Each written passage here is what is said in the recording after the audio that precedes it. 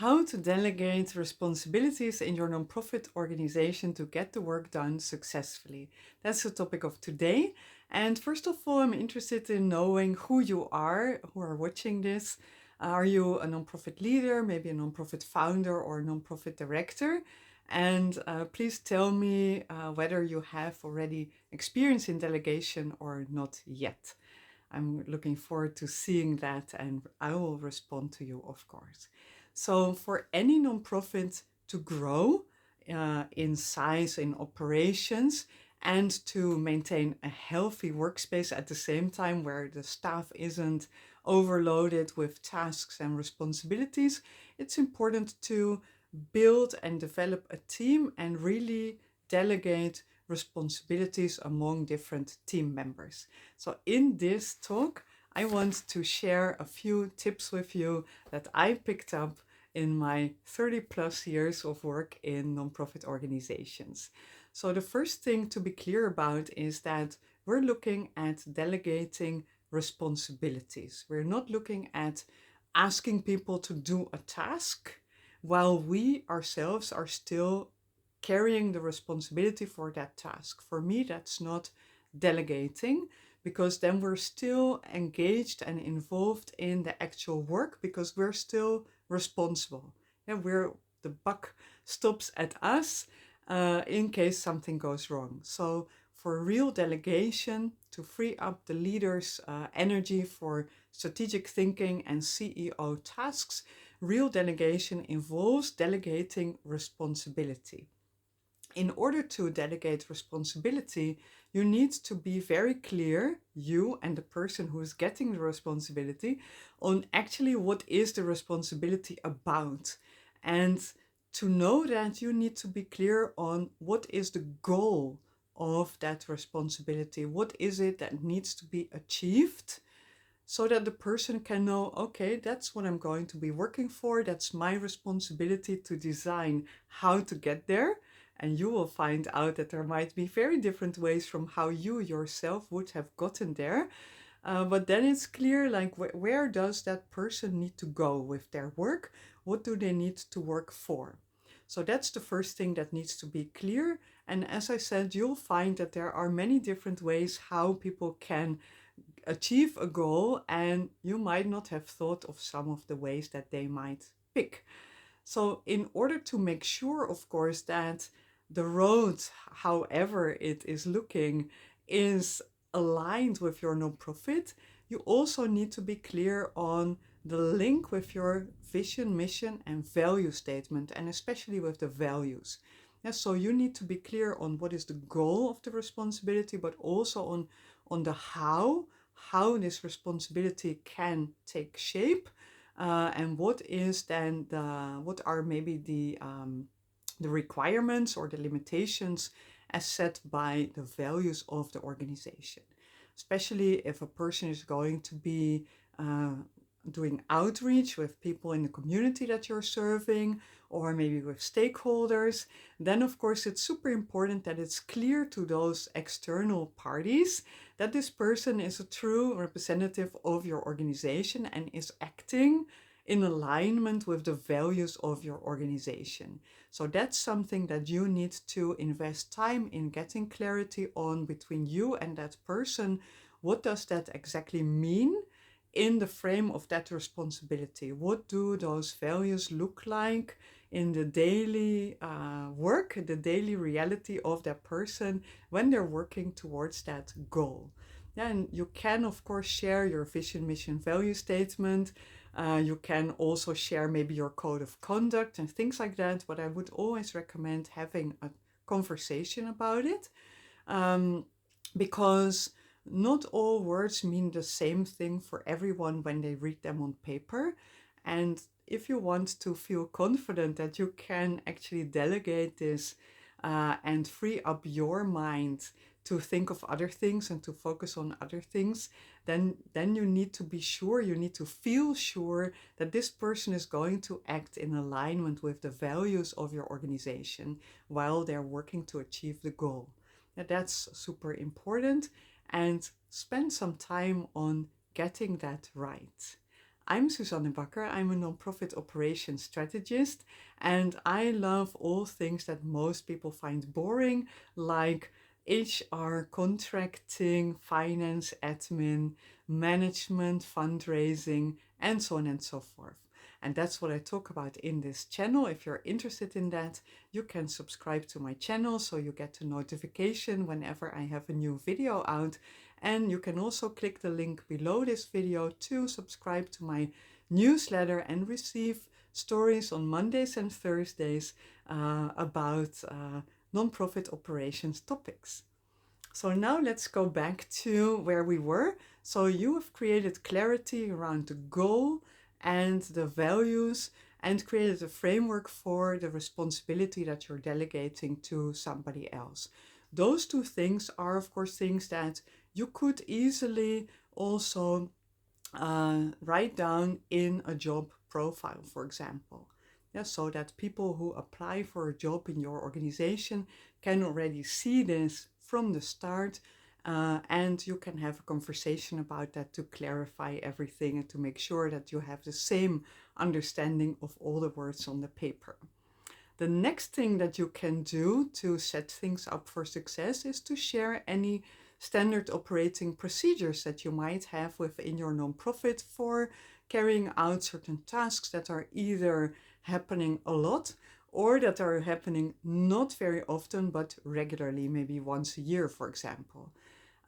If you have standard operating procedures, that will help everyone on your team to implement certain tasks or to execute certain tasks in the same way, so that if one of you goes on annual leave or on sick leave and somebody else has to take over, they can do exactly the steps that the person who's on leave would usually take, and you can be sure that the task will be executed in a standard way and will not require anyone to reinvent the wheel.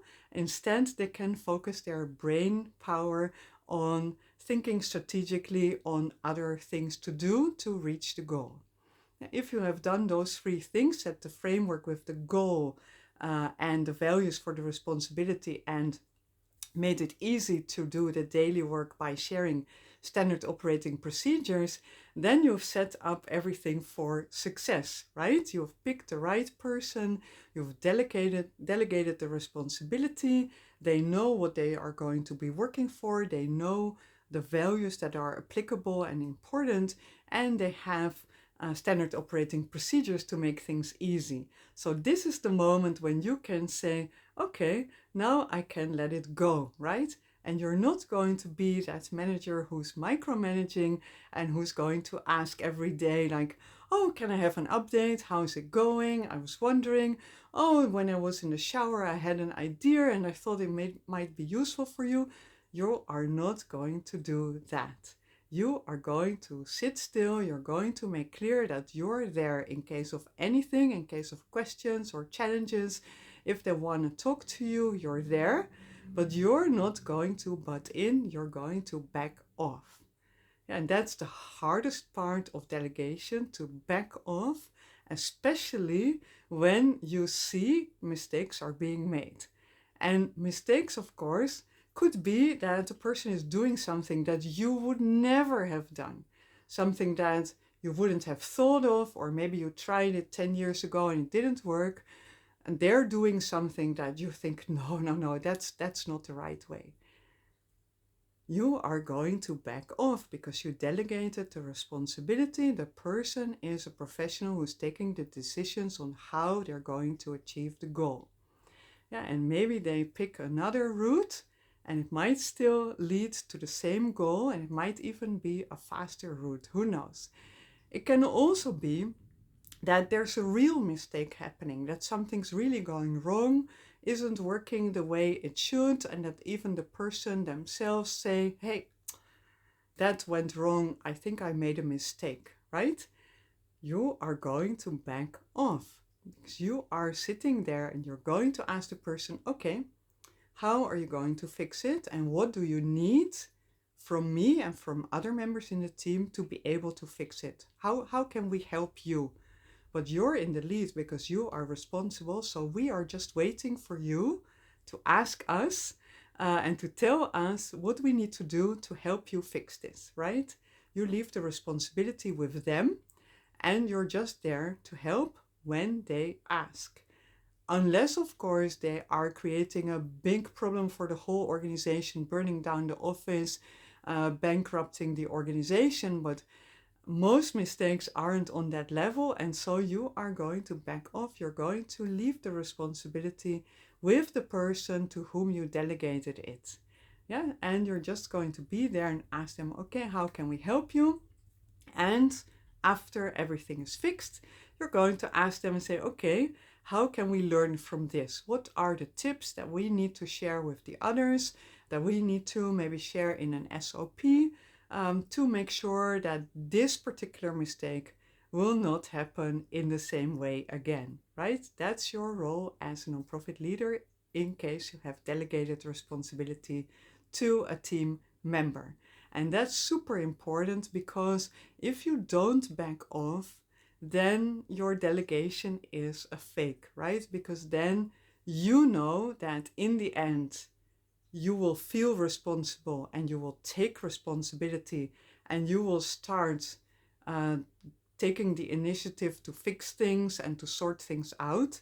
So during the delegation, you cannot relax, let go, and focus on other things, because you feel that you will need to jump in at some point. You're just waiting for that moment.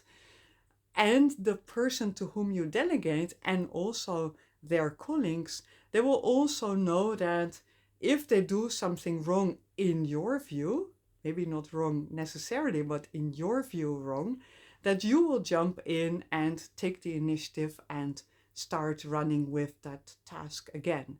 And so they also feel that they don't have freedom to choose the best way according to their professional opinion to achieve the goal, because they know that you're going to be there to take over as and when you see fit, and they might not feel confident that they will know that that will only be in case of a big disaster for the whole organization. And so if you want to ruin any chances of having a team with independent team members who feel free to be professionals in the work that they do, then you need to jump in when you see a small mistake happening in a delegated responsibility, right? You don't want to do that. So what you want to do is you want to stay backed off, you want to stay back, you want to stay put, you want to be there as a supporter and an observer. And after everything is fixed, you will want to be the partner in the conversation to say, okay, what happened? How did it happen? What can we learn from that? Yeah, that's super important.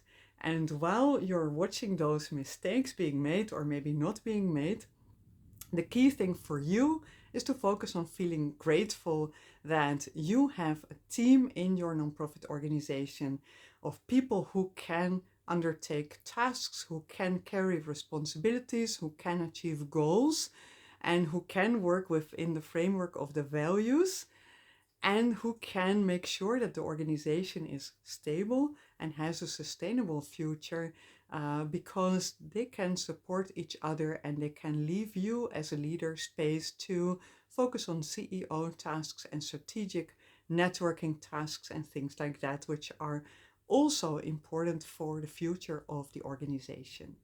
And don't forget to celebrate that feeling, and to celebrate it also with the team, and to celebrate, of course, particularly when the person to whom you have delegated a certain responsibility achieves a success with their goal.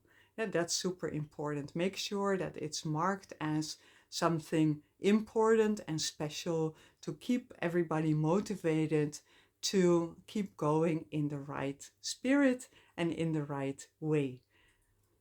If you're interested in talking more about responsibilities of you as a leader in your nonprofit and your team members as maybe employees or volunteers in your nonprofit, then join my next video where I'm going to be sharing some trends that I've noticed in these responsibilities in nonprofit organizations.